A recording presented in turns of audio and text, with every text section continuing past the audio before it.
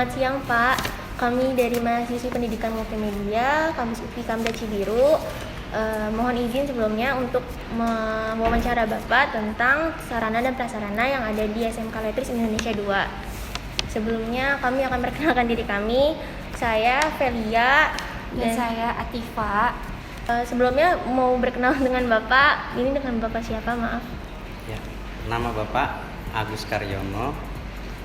Kalau ditanya di bidang apa, ngajarnya fisika. Background Bapak memang juga dari fisika, tentunya lebih tepatnya teknik. Dan Bapak di sini diberikan amanah oleh Bapak Kepala Sekolah, oleh Bapak Pengawas juga, yaitu Bapak Jaman sebagai sarana prasarana. Ya, silakan dilanjut. Oke, langsung aja ke pertanyaan pertama. Menurut Bapak, apakah sarana dan prasarana itu berpengaruh terhadap tercapainya proses pembelajaran, Pak? Ya, pasti. Untuk sarana prasarana sangat berpengaruh terhadap proses pembelajaran. Di sekolah manapun tanpa adanya sarana prasarana tidak akan bisa berkembang. Karena seseorang yang dipercaya oleh yayasan atau sekolah negeri yang diminta menjadi sarana prasarana, tentunya dia penuh bertanggung jawab dengan keberadaan yang ada di sekolah, sekecil apapun, sangat penting. Pertanyaan selanjutnya, apa saja sarana dan prasarana yang ada di SMK Letris Indonesia 2 ini, khususnya yang dapat menunjang kegiatan belajar mengajar? Ya, jika ditanya apa saja, nah ini kalau dijabarkan ada perbedaan apa arti dari sarana dan prasarana. Sarana adalah alat pendukung yang ada di sekolah, sedangkan prasarana itu sendiri adalah tempat di mana siswa-siswi belajar. Contoh sarana yang Bapaknya katakan tadi, alatnya apa sih yang termasuk lingkup dari sarana? Bisa whiteboard, spidol misalnya, meja kursi, komputer, dan lain sebagainya. Ini salah satu alat. Sementara untuk prasarana, apa saja? Pertama, gedung ini tersendiri termasuk prasarana. Terus ruang kelas, ruang kantor, entah itu kantor kepala sekolah, wakasek dan sebagainya. Lab, entah itu lab komputer, multimedia atau lab TKJ, lab perkantoran atau lab perbankan dan sebagainya. Ini termasuk salah satu prasarana. Jadi harus bisa membedakan. Gitu. Ya, terus tadi apa inti pertanyaan tadi? Apa saja yang dapat bisa menunjang kegiatan belajar mengajar? Ya, tentunya semuanya. Semuanya. Salah satu contoh gini. Jika ada suatu sekolah, anggaplah sekolah itu baru berdiri, prasarananya udah oke, mendukung, tapi alat juga harus sama. Atau sebaliknya, alatnya sudah mendukung, tapi ternyata prasarananya belum. Misal lapangan belum memadai dan sebagainya. Nah, itu salah satu. Jadi sarana prasarana harus saling berkaitan. Kaitannya erat sekali. Gitu, harus saling mendukung satu sama lain. Tuh.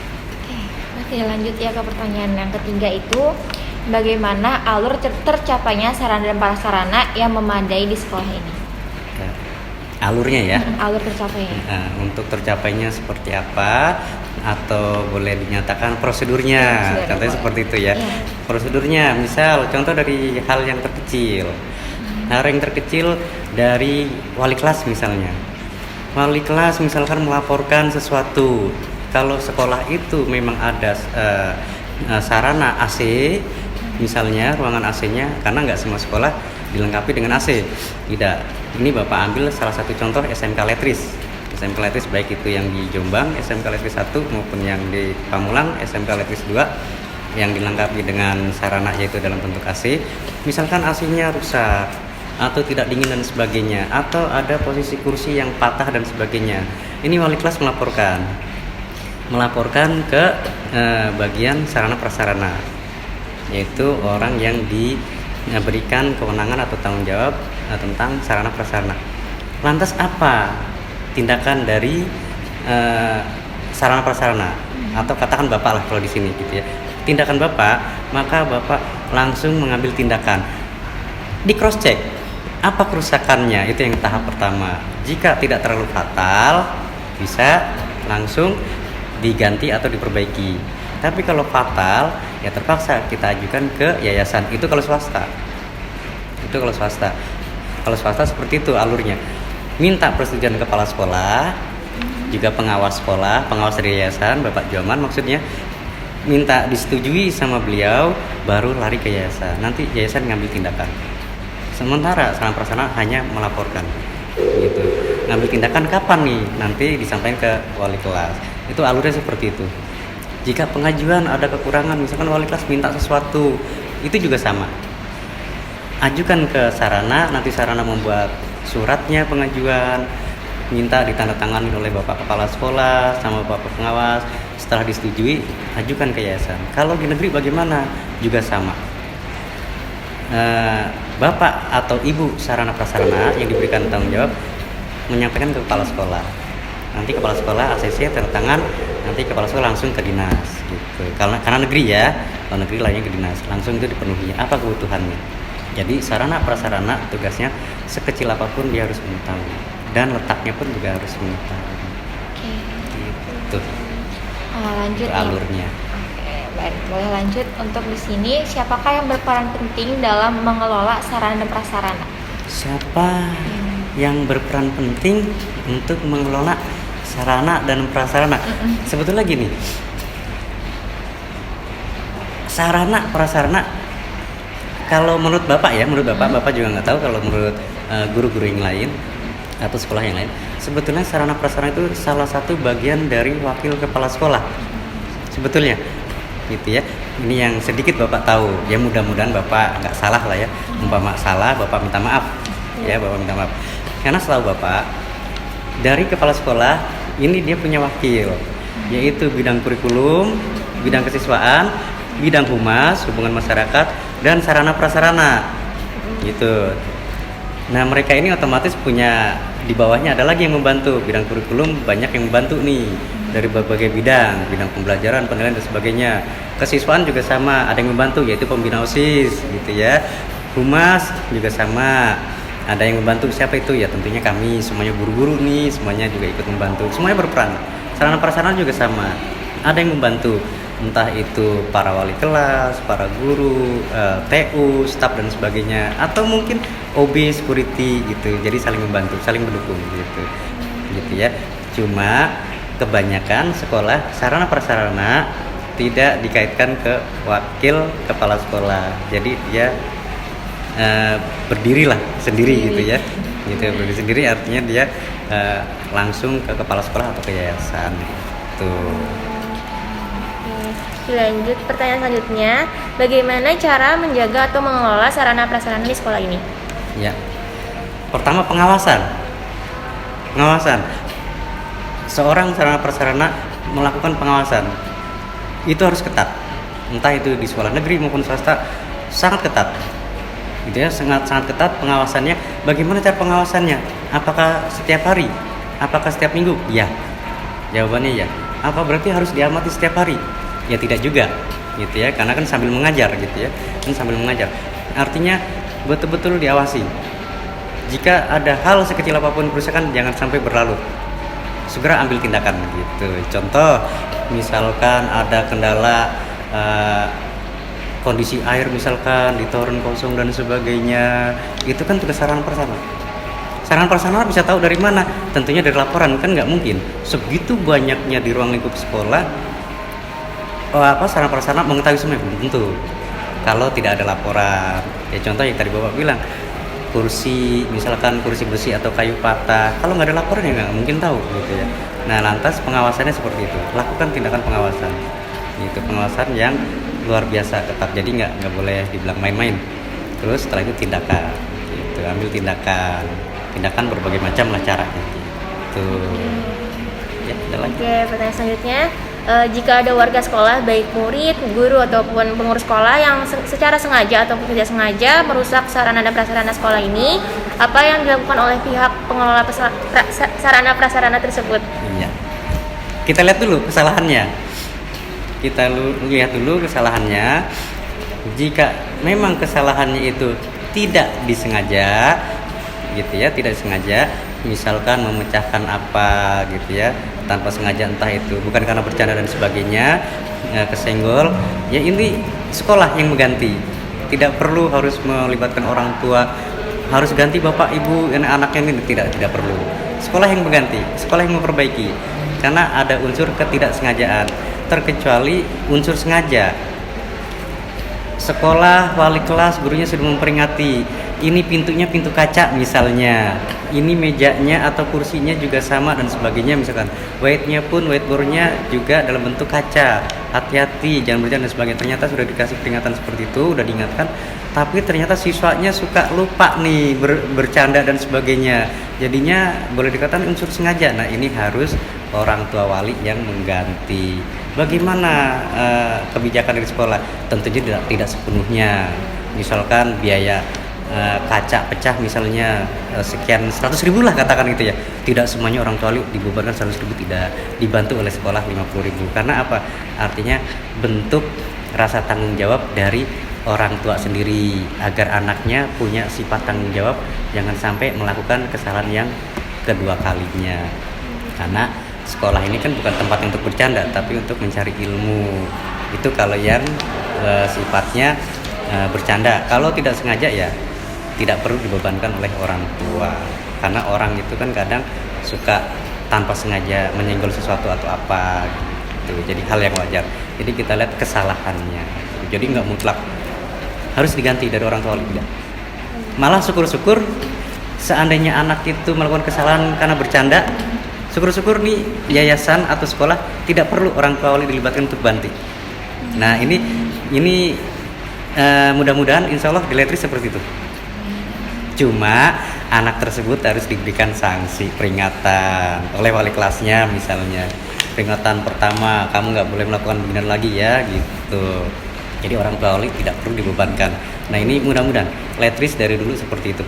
Jika ada anak yang bercanda dengan sengaja memecahkan sesuatu atau whiteboard atau pintunya, karena kan pintu kelas kita kan rata-rata kaca nih ya, tiba-tiba pecah karena bercanda, mudah-mudahan insya Allah Letris tidak seperti itu, ditanggung jawab langsung oleh sekolah gitu ya. Orang tua tidak perlu mengeluarkan biaya untuk mengganti gitu. Cuma anaknya harus diberikan sanksi, misalkan teguran atau apalah misalnya. Mudah-mudahan Letris dari dulu seperti itu gitu. Yaitu tindakannya. Lanjut ya Pak ya. Iya. Untuk menghindari terjadinya kesalahan dalam pengadaan sarana dan prasarana, apa aja yang diperhatiin dalam perencanaan pengadaan si sarana prasarana? Ya. Sarana prasarana, katakanlah Bapak tentunya punya program yang dibilang program tahunan gitu. Jadi begitu tahun ajaran baru ini nyusun rencana program tahunan, rencana kerja apa saja nih gitu ya untuk dikembangkan tahun depan, entah itu alat praktek, entah itu untuk ekskul.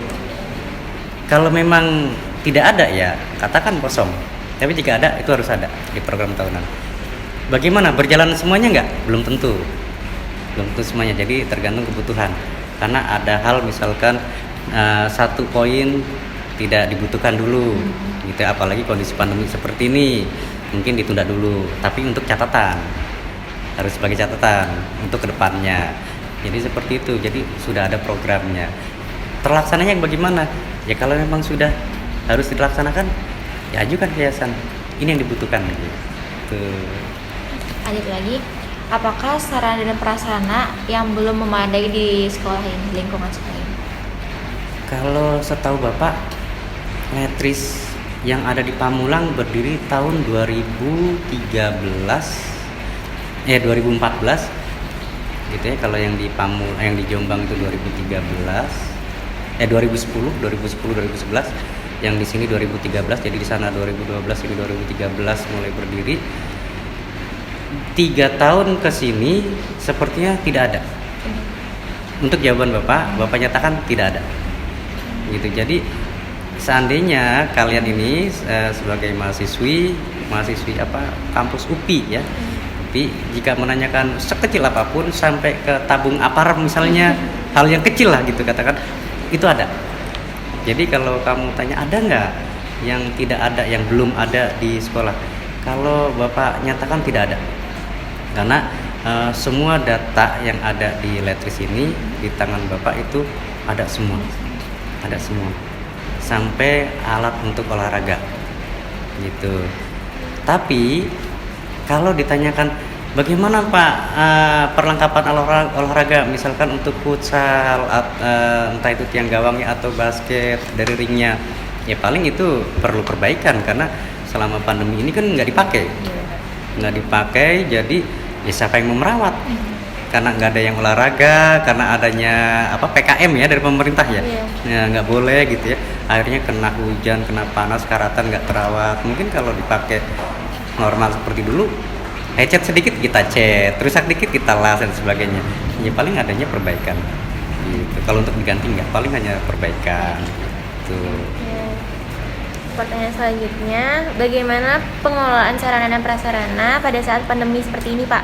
Kan soalnya mengingat banyaknya sarana prasarana yang nggak kepake, yang tadi Bapak bilang tuh. Iya. Nah, bagaimana gitu ya? Kira-kira apakah harus dibuang gitu ya? Atau diganti dan sebagainya. Nah, kalau yang sekiranya alat itu masih dapat digunakan ya tidak perlu dibuang, gitu ya. Contoh, kalau seperti tabung apar, salah satu kecil nih, hal yang kecil, tabung apar, itu sih nggak usah nunggu pandemi. Setahun pun atau nggak sampai setahun pun dia harus diganti, gitu. Karena apa? Tabung apar itu adanya pembekuan di dalam, mau dipakai mau enggak ya tetap aja dibeku, gitu. Nah itu salah satunya. Terus bagaimana tindakannya? Ya kita harus ajukan ganti, gitu. Tapi kalau yang misalkan salah satunya misalkan dari kalian misalkan apa nih? Misalnya contohnya apa yang harus diganti atau tidak diganti? Contohnya apa? Kalau menurut kalian? Mungkin kursi Pak yang dari kayu makan rayap gitu-gitu Pak. Ya. Kalau untuk kursi dimakan rayap ya setahu Bapak sampai detik ini nggak ada rayap yang berani makan kursi sekolahan. Mungkin rayapnya juga ikut sekolah kalau gitu, jadi nggak ada. Gitu. Paling kalau yang patah, kalau Bapak patah kan nggak dipakai. Terus untuk AC ya setiap bulan selalu ada perawatan. Walaupun kelas itu kosong selalu dicek kondisi AC, selalu dicek setiap bulan. Gitu, walaupun nggak ada siswanya di kelas kosong selalu dicek gitu, nggak dingin langsung lapor perbaikan, entah itu isi freonnya atau dibersihkan gitu. Jadi kalau mau ditanya bagaimana Pak sarananya atau prasarananya dan sebagainya, sepertinya nggak ada yang nggak ada yang terbuang atau apa, malah kita simpan, dirawat baik-baik, kita rawat gitu. Oke Pak, lanjut ke pertanyaan terakhir. Apa saja sarana dan prasarana yang dipakai saat pandemi untuk menunjang pembelajaran jarak jauh? Mungkin ada fasilitas yang khusus gitu untuk yang dirancang oleh Letris untuk PJJ gitu. Oh gitu ya, pembelajaran jarak jauh. Apa ya kira-kira ya? Ini nggak lepas dari komputer dah, lab komputer. WiFi misalnya, paling itu aja penunjangnya. Atau kayak misalnya ada buku elektronik gitu loh. Buku elektronik, paling salah satu seperti itu. Nah terus kalau seandainya dia kondisinya di rumah, ya kayaknya nggak mungkin, kalau guru kan ngajar di sekolah. Ya paling memanfaatkan sarana yang ada, yaitu WiFi atau lab komputer agar tetap berjalan posisi keadaan sarananya. Jadi paling seperti itu. Apa dibikin aplikasi atau apa yang oleh Letris sendiri gitu untuk kalau untuk pembuatan aplikasi dan sebagainya nih Bapak sini juga tidak memahami ya, nggak tahu persis karena itu sudah dikelola oleh guru-guru IT gitu ya, udah dirancang oleh guru IT caranya seperti apa. Tapi yang Bapak tahu selama ini gitu ya, masing-masing guru sudah ditentukan oleh Bapak Kepala Sekolah, oleh Bapak Pengawas, yaitu tentunya daringnya bisa menggunakan aplikasi GCR, tahu GCR ya? Google Classroom. Iya, Google Classroom atau Psikologi. Paling itu aja aplikasinya yang dimanfaatkan, yang digunakan.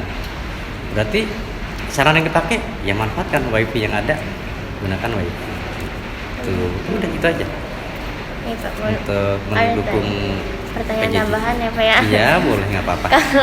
Kalau misalnya lagi pembelajaran daring kayak gini Pak, nah itu misalkan ada anak yang boleh nggak pinjem lab komputer atau Boleh, ya. olahraga gitu Ya, boleh Pak? boleh. Itu sangat disarankan. Sangat disarankan. Ya itu dari dulu. Dari mulai munculnya pandemi itu disarankan gitu. Karena apa? Tidak semua orang tua wali yang mampu untuk memberikan anaknya membelikan kuota. Walaupun 50.000 misalnya untuk sebulan, itu belum tentu mampu semuanya. Nah, ini sekolah harus memperhatikan ke situ. Itu harus memperhatikan kemampuan dari orang tua wali. Nah, terus bagaimana? Dipersilakan anak-anak datang ke sekolah, tapi tetap prokes ya, gitu, sanitizer, cuci tangan dan sebagainya lah, pakai masker. Malah itu disarankan manfaatkan lab komputer yang ada di sekolah kalau untuk belajar daring. Tapi nyatanya apa yang terjadi? Wah, alasan macam-macam. Ada yang bangun kesiangan, ada yang rumahnya jauh, Pak, Bu, dan sebagainya. Padahal yang namanya sarana maupun prasarana di sekolah dipersilakan. Udah dipersiapkan dengan baik. Udah siapkan. Toh di sekolah kan di lab komputer tinggal buka komputernya, wifi sudah tersedia, tinggal dia belajar di situ. Toh belajarnya juga nggak lama kok, ya kan? Dari 7:30 namanya daring, paling jam 10 udah selesai, gitu. Paling lama jam 11 udah dia pulang, gitu. Toh umpama kalau sekolah menggunakan psikologi atau GCR, dia buka di komputer di lab walaupun dia sendiri atau berdua, toh bisa kan dia buka. Nanti dia ada salin dan sebagainya, gitu loh. Tapi kalau ternyata malas ya paling tidak melalui tetangganya atau temannya. Tapi yang pasti sekolah khusus yang letris dari pertama munculnya pandemi sangat menyarankan siswanya datang ke sekolah dengan cara tentunya mengikuti aturan prokes. Silakan datang ke lab komputer gitu. Bagi yang betul-betul tidak mampu lah katakan gitu ya. Kadang orang tua wali atau siswa gengsi datang ke sekolah gitu ya, males dan sebagainya gitu ya. Mudah-mudahan sih nggak cuma di letris, sekolah yang lain juga sama. Ya inilah kondisi SMK Letris baik yang di Jombang maupun di Pamulang. Itu artinya tidak sangat memberatkan orang tua, tidak. Karena apa? Karena Bapak Yayasan bercita-cita mendirikan sekolah ini bukan untuk bisnis, gitu. Beda dong.